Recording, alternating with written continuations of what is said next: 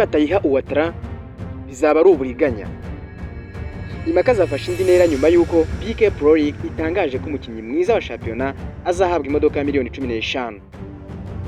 Abafana bamwe bamaze kwemeza bagakwiye kuyihabwa, abandi nabo bavuga ko hari surprise ikomeye ishobora kuzaba kuri uyu wa mbere Kamena umwaka wa 2026.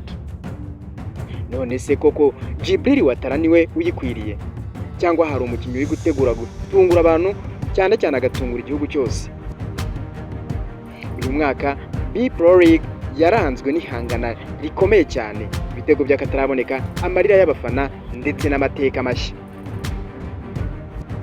Reba iyi video yose umenye uhabwa amahirwe menshi yo gutwara iyi modoka, abakinnyi bari guhangana bikomeye, impamvu ibi bihembo byaciye ibintu mu Rwanda n'icyo abafana bari kuvuga cyatunguye benshi.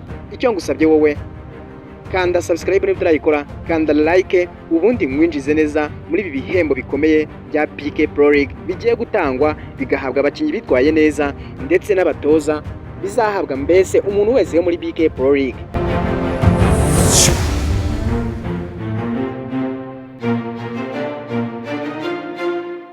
Hari ibintu bike cyane bishobora gutuma shampiyona yose ihagarara, abantu bose bakibaza umuntu umwe gusa. Ariko ubu ngubu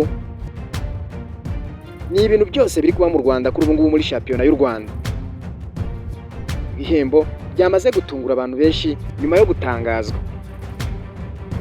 Imodoka ifite agaciro ka miliyoni 15 z'amafaranga y'u Rwanda igiye guhabwa umukinnyi umwe rukumbi wahize abandi muri BK Pro League 2025-2026. Ni inkuru yatunguye benshi, bamwe babyakira nk'inkuru nziza kurusha izindi zose muri uyu mwaka w'imikino. Abandi bahita batangira impaka ndende bibaza bati ese koko ninde uri buze gutwara iyi modoka? Mu gihugu hose rero abafana ba ruhago bamaze iminsi bavuga amazina atandukanye, ba William Togwi, ba Djibril Ouattara. Hari n'abemeza ko nta wundi wagakwiye gutwara iki gihembo uretse rutahizamu wa APR FC Djibril Ouattara. Impamvu ibitego byinshi, ubuhanga budasanzwe n'uburyo yahindutse inkingi ya mwamba muri APR FC buri mukino akinyemo. Abafana bazi ko hari ikintu kidasanzwe ashobora kuza gukora. Ariko se biroroshye gutwara iki gikombe nk'uko benshi babyibwira? Oya rwose.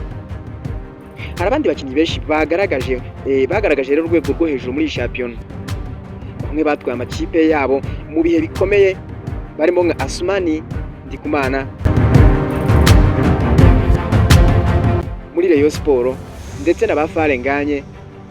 Abandi bakora amateka mwituze nawe ubitaho cyane, ariko ibi byatumye impaka zirushaho gukomera cyane ku mbuga nkoranyambaga mu biganiro by'abafana.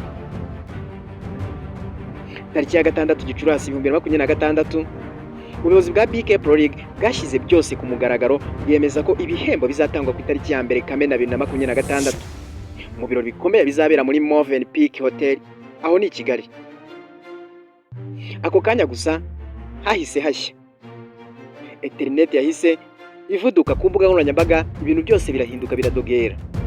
Abafana bamwe bahise bavuga ko nibatayiha Djibril Ouattara nta butabera buzaba burimo, hazaba habayeho uburiganya.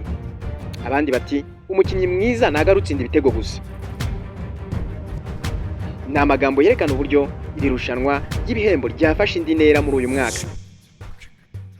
Ibihembo rero bizatangwa ntabwo ari bike kuko harimo umukinnyi mwiza wa shampiyona, uwatsinze ibitego byinshi, umunyezamu mwiza, umutoza mwiza, umukinnyi muto wahize abandi ndetse n'igikombe cy'umwaka.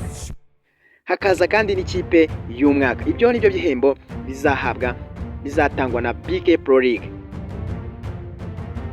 Ariko kandi nubwo ibi bintu byose bihari, amaso y'abantu yose ahanzwe ku gihembo kimwe gusa, aricyo cyitwa a player of the season. Iki si icyubahiro gusa kiriho, ahubwo harimo imodokari ya miliyoni 15 z'amafaranga y'u Rwanda. Abasesenguzi bavuga ko BK Pro League iri kugenda ihinduka umunsi ku munsi. Kuba umukinnyi ashobora guhembwa imodoka ihenze gutya ni ikimenyetso cy'uko ruhago nyarwanda iri kuzamuka ku rwego rushya. Bamwe bakavuga ko bishobora gutuma abakinnyi barushaho gukora cyane no guhatana bikomeye buri mwaka, cyane cyane mu myaka iri imbere. Hari ikindi cyatumye abantu benshi bongera kugira amatsiko umwaka ushize iki gihembo cyegukanywe na myugariro Niyigena Clement. Icyo gihe byatunguye benshi kuko abantu benshi bari biteze ko rutahizamu cyangwa se undi mukinnyi wo hagati ugomba kucyegukana. Uyu mwaka naho benshi batangiye kwibaza niba hatazongera kubaho surprise ikomeye cyane abantu bagatungurwa. Mu by'ukuri uyu mwaka BK Pro League wabaye uw'amarangamutima menshi. Rayon Sports yigeze kuyobora shampiyona ariko iza kugenda itakaza amanota mu buryo bwababaje abafana bayo. APR FC nayo yakomeje guhatana kugeza ku munota wa nyuma na n'ubu ngubu. Andi makipe nka AS Kigali, Police FC, Muhanga FC nayo yagaragaje ibintu bikomeye bitari byitezwe. Ibi bintu byose byatumye guhitamo umukinnyi mwiza birushaho kuba ikibazo gikomeye, cyane cyane kuba zatanga amanota. Hari amakuru kandi avuga ko bamwe mu bakinnyi bamaze gutangira kurota iyo modoka. Tekereza ko nko kuba wenda umukinnyi yabyuka mu gitondo azi ko ashobora kuva mu rubyiruko rwakinnye mu bibuga by'igitaka akarangiza uyu mwaka atwaye imodoka ya miliyoni 15 kubera ruhago. Ubwo ndi kuvuga wenda nko mu gihe iyi modoka yari yatwarwa n'abakinnyi bandi barimo nk'abakina muri za Musanze, bakina muri za Mukura aho kuri za Stade Kamena. Ni inkuru rero itera benshi imbaraga, igahe icyizere abakiri bato bafite inzozi zo gukina umupira w'amaguru. Ariko kandi ikibazo gikomeye kiracyari kimwe. Kari ku itariki ya mbere Kamena, ninde uzahaguruka hagati y'abakinnyi bose akegera podium, imyidagaduro yuzuye amashyi, abantu benshi baje kumufana, maze agahabwa urufunguzo rw'imodoka hari shyashya y'imbaga y'abafana, abantu bose babireba. Yaba ari Djibril Watara? Ese yaba ari undi uri gutegurirwa surprise? Cyangwa hari umukinnyi uwo ari we wese utekerezwa ashobora gutungura igihugu cyose? Igisubizo nyacyo kirategerejwe. Ariko se nanone wowe uratekereza ari nde wagakwiye kwegukana iki gihembo?